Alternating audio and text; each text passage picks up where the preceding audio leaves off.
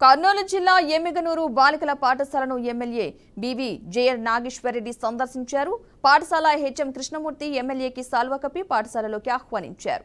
అనంతరం పాఠశాలలోని ఇబ్బందులు, సదుపాయాలు, వసతుల గురించి ఉపాధ్యాయులతో చర్చించారు.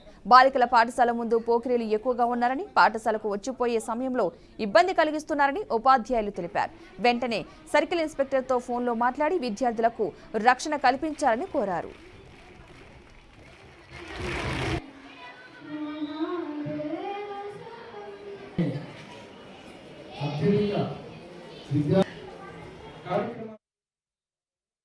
రాష్ట్రంలో ఈరోజు ఉత్తీర్ణత శాతంలో కానీ ఫలితాల్లో కూడా 2వ స్థానం నిలబడినటువంటి పాఠశాల.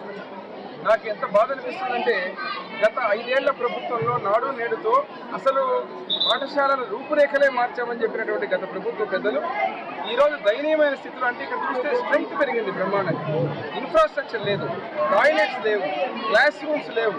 ఒక పక్క కాంపౌండ్ వాళ్ళతో పాటు బయట ఉన్నటువంటి గ్రావెల్ ఏదైతే గ్రౌండ్ ఉందో వర్షం ఒక్క చినుకు పడితే కనీసం విద్యార్థినులు లోపలకు కానీ టీచర్లు కానీ లోపలికి వచ్చే పరిస్థితి లేదు.